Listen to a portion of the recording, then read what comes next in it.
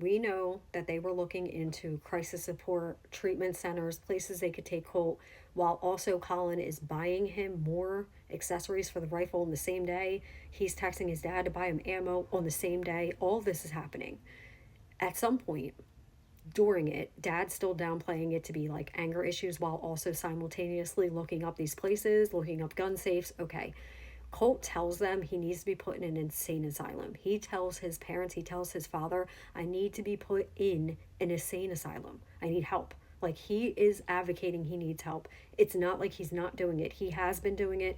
All the flags are there, warning signs are there, and he is trying to communicate this in the best way that a 14-year-old child with this severe mental health issues could advocate for themselves to their parents, right? So here we go. August 21st, he's taking photos of himself like this, okay?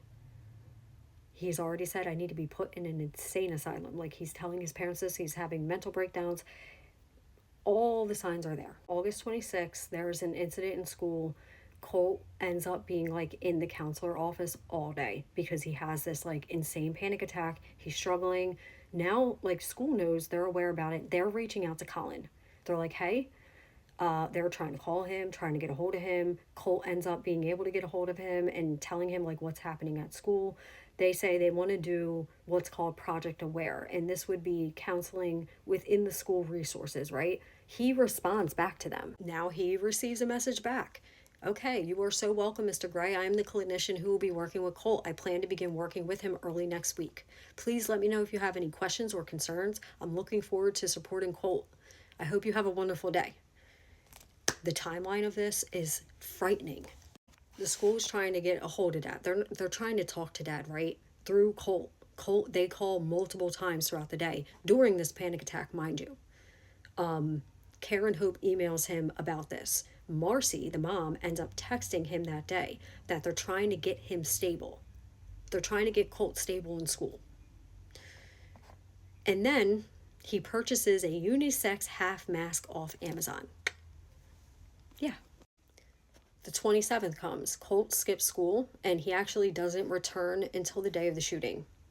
That's how horrible this is. The weekend, on Saturday, he was talking with Debbie about taking him to get help at one of these counseling places where they could walk in on a Saturday, check him in, get him help. He was supposed to be picking up Marcy. They were supposed to do this together. He literally ghosts Marcy, doesn't pick her up, says, I can't come get you, I might have work. He's lying through his teeth on the stand. It's wild to watch in real time. Colt texts his dad about voices on the 28th. On the 28th, to his father, I have to kind of dance around the inconvenient truth at times. I have no control over what these things say and tell me to do. Voices in the head. This is like the end of the road, okay? In any situation like that, when your kid is telling you what these things are saying and telling me to do, that would be voices. Colin is on the stand talking about how, well, I didn't know it was voices in his head. And 2 hours after he sends that text message to his dad, he texts his mom. And he tells his mom, people are after me. I don't like it. My teachers. I feel as if they are plotting against me. I feel they will hurt me. I stayed home again, telling her I didn't go to school. He believes the teachers are now after him and that someone is targeting him. I mean, all the signs. Now, Colin goes in and says, well, he got anxious in school because the math teacher specifically, from what I remember, like talking to Colt about, had called on him in class for a question. And, I think he felt like he was being singled out by that, not taking into consideration anything else his child is actually telling him or writing to him or writing to his mom. No, he was able to sit up on the stand and come up with well, you know how like they call on children in class and it could put them on the spot? I think that's what he meant. And for clarification, he took this picture on the 28th, which was 1 week before. The 26th, they had this whole altercation. His dad orders the mask for him. On the 28th, he takes this picture on his phone. Now on August 29th, Marcy starts Google searching. And she starts searching school shooter Nicholas Cruz. right? The shrine he had in his room, the posters, the pictures on the wall. Mind you, when you go in the room, prosecutors did a good job with this. They said, how could you not notice what that was or not pay attention to it, considering Colt didn't have anything else in the room? The only other thing he had was like small deer antlers and then this shrine to a school shooter, which they knew who it was. His sister knew who it was. She testified to that. And her Google searches show she was looking up who this person is, who is Nicholas Cruz. She also Google searches parents charged with manslaughter, and she looks up James Crumbly, Ethan's father, Jennifer Crumbly, and what does manslaughter mean for the parents? Does a deep dive on the parents and their charges, and she does all of this within 15 minutes, right? They got sentenced 10 to 15 years each. Right after within a minute after the Google search, she calls Colin. They talk. She gets off the phone, goes right again, starts Google searching what led to Crumbly's guilty verdict. Okay, calls her 6 more times within an hour and a half, then goes back to searching this again. They are going back and forth. Her and Colin are going back and forth, talking, hanging up, searching, talking, hang up. They knew this was going to happen. On August 30th, Colt texts his dad, and he says, you forgot to give me my Zoloft. Okay, Dad lies on the stand about this. He said, I didn't give him Zoloft. I wasn't okay with that.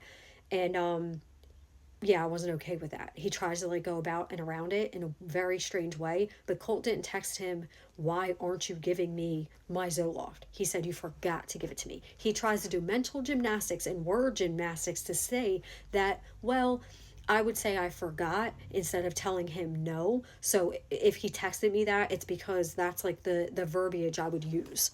Now, remember that weekend leading up to it, he was supposed to be picking up Marcy, and they were supposed to be trying to take him to one of these crisis centers that they were looking up.